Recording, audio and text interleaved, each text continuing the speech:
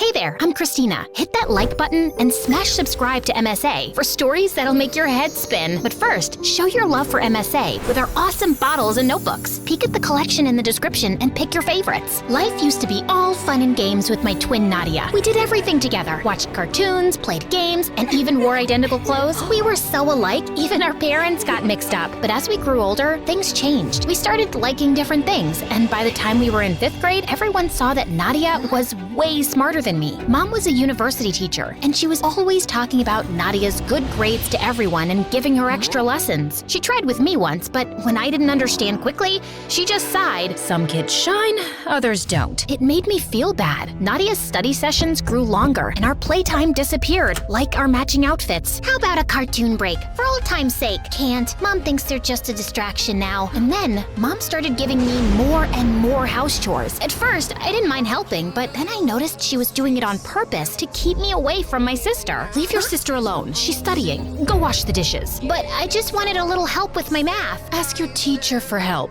Nadia's busy, and those dishes aren't going to wash themselves. And after that, you can organize your closet. If you can't manage that mess, you're not gonna get very far ahead in life. You don't always have to be like that. It's all right, Christina, honey. Let's go do the dishes together. Nadia and I were growing distant. Mom paid me no attention, and she and Dad fought a lot, mostly about the way she treated me. And I couldn't help feeling that I was the reason our family was tearing apart. Eventually, Mom and Dad split up, and I ended up moving out with Dad to a really dingy apartment. Look on the bright side, honey. Adventures await us. Adventures, huh? More like nightly mouse marathons and indoor rain. This place just needs a little love, and you can choose the decor. Pink for your room? Maybe black, just like my future. Surprisingly, I came home to find one wall in my room painted black. Dark moments show us how the little things can shine. He put bright flowers against the black wall. Notice how the colors stand out now? It's pretty, I guess. You'll understand someday. Always look for the bright spots. Positive thinking was tough, especially with school growing weirder by the day. Everyone at school thought of me as the other dumb sister. Even my teachers seemed to feel sorry for me. Christina, maybe put in some extra effort? You might surprise yourself. Sure, I'll ask Mom for help. Oh wait, she's too busy with her star student. I left the classroom upset when I heard Nadia's voice behind me in the hallway. What's wrong now? Just another day of me growing tired of being compared to you. It's not my fault. I just keep to myself. It must be nice not worrying about anyone else. I was walking off, but Nadia grabbed my arm. Hey, listen, I know you're upset, but there's something I can't tell you right now.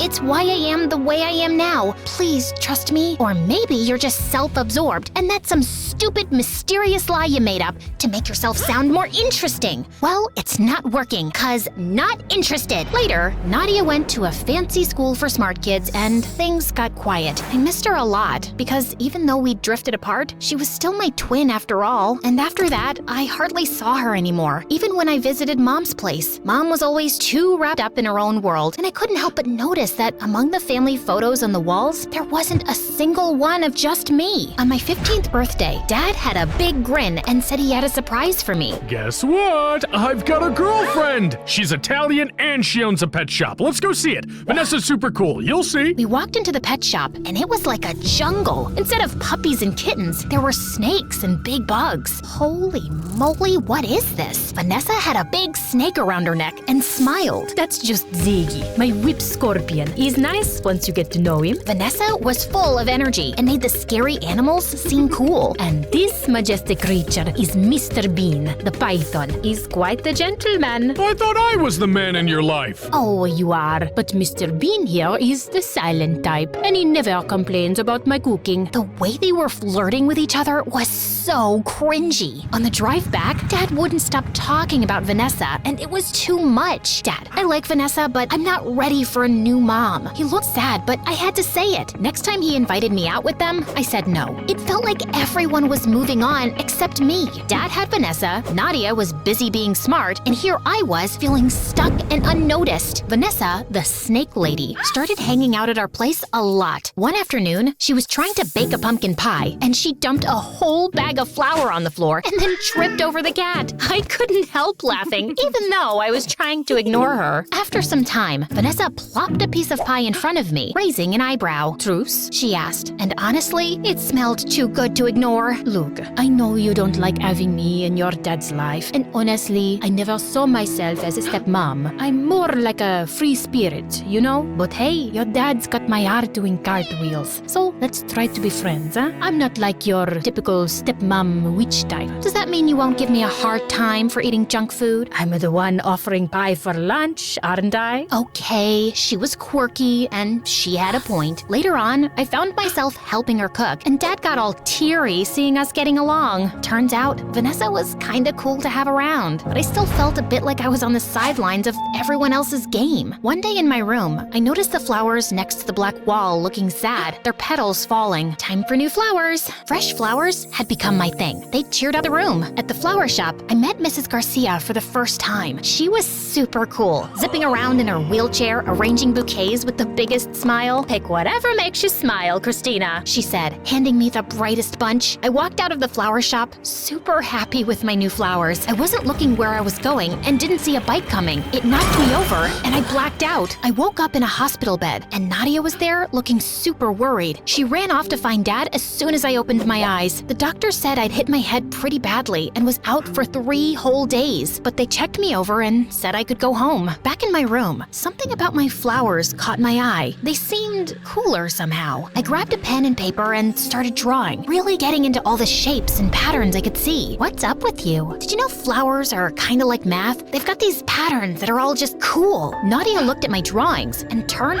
white as a ghost. No way. Here, try these math problems. Stuff that used to look like alien code suddenly just made sense. I even solved the complex equations. Did my brain just level up or what? We gotta tell Mom, like she'd care to check on me. She's not heartless, okay? She was actually worried. Don't defend her. You don't know everything. Then tell me. I told you, I can't. Ugh, then just go ahead and leave. I don't even want to know your stupid secret. Later, when Mom popped by, she barely glanced at Dad and Vanessa and came straight to me with a stack of papers. Time for a little test, Christina. After I finished, she examined the papers and just said, "Pack up. You're staying with me now."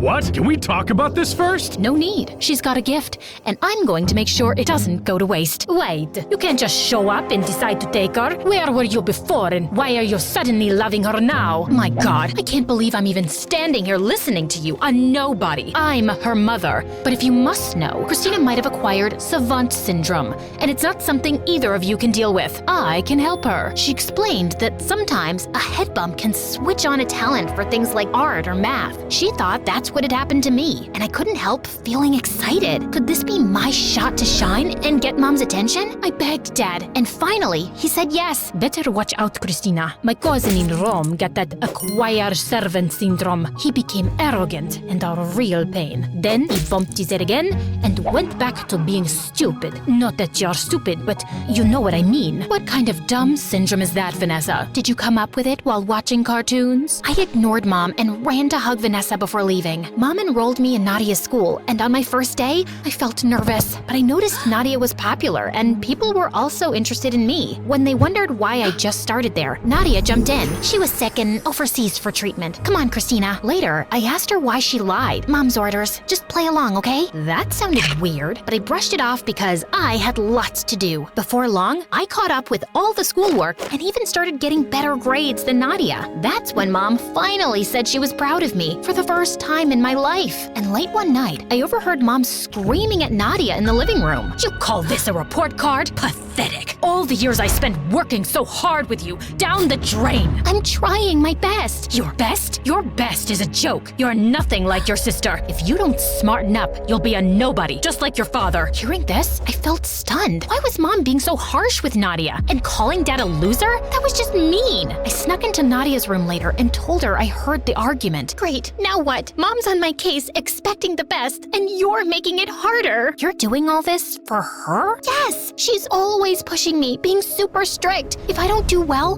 she gets really mean, and I can't deal with that. I didn't say anything before about how mean she is because I thought I wanted to be the best too, and she was helping me. Now, it just feels like she's making me miserable. Mom was even tougher on Nadia than I thought, and hearing that shook me. And now, Mom was dragging me to these math contests too that usually Nadia competed in. I didn't want to stress out Nadia more, but I also wanted to shine. Was that so bad? And soon, I was winning the math contests with record-breaking results. People started calling me a genius. Reporters interviewed me, I got my pictures taken, and I even spoke at Mom's university. All that praise and validation should have felt good, but somehow I still felt empty inside. This isn't what I wanted. Ugh! That weekend, I needed to clear my head, so I visited Dad. On the way, I stopped by the old flower shop. Mrs. Garcia was there. Hey, Christina, what's new? How are you feeling now after the accident? And catching up with her, I spilled out my whole story. She was putting together a bouquet as she listened. Then she looked up and said, "You know, Christina, a flower doesn't worry about being the tallest or the brightest in the bunch. It just grows at its own pace. That's kind of like us too." Suddenly, it made sense. Being myself was enough, whether I was winning math contests or not. Dad, Vanessa, and my friends didn't care about any trophies. They just liked me for me. They always had. Mom was the one caught up in who was the tallest, brightest flower. But Mrs. Garcia saw something else. A garden where every flower mattered. Seeing Nadia so unhappy, just trying to please Mom, made me sad. I used to be jealous, but not anymore. And I decided that something had to change. I got Dad and Vanessa on board, and we cooked up a plan. We just needed the perfect time to kick it off. That chance came during a live TV interview with me and Mom. The host asked me what it was like growing up with a ton of books. She loved it. Actually, that was Nadia. She always had her head in a book and never got to have any fun. The crowd was shocked, and Mom got stiff. I wasn't the bookworm. My smarts came after a head bump. You mean the illness you had? That's just Mom's story. She didn't want to acknowledge she had a dumb kid, I guess. Be quiet. I won't, and I don't care about winning math contests. Nadia doesn't either. We're done trying to please you. With that, I walked off and went backstage to find Nadia. Why'd you do that? Mom didn't bat an eye when she separated us, ruined her marriage, and used you to become popular. She ignored me all my life, and now she's using me. Nadia, we deserve better. Aren't you tired of being Mom's puppet? Come with me. We bolted before Mom could stop us. Dad was outside, ready to whisk us away. You can't take my kids. They're old enough to choose. Or do you want to take this up in court? Mom looked furious, but she stayed quiet, and we went home. Vanessa had a lovely dinner waiting, and it felt like a fresh start. And Nadia started helping Vanessa with the snakes, and it seemed to be her calling, working with those slimy creatures. As for me, I'm still figuring things out, but for now, I'm just happy with the good stuff around me.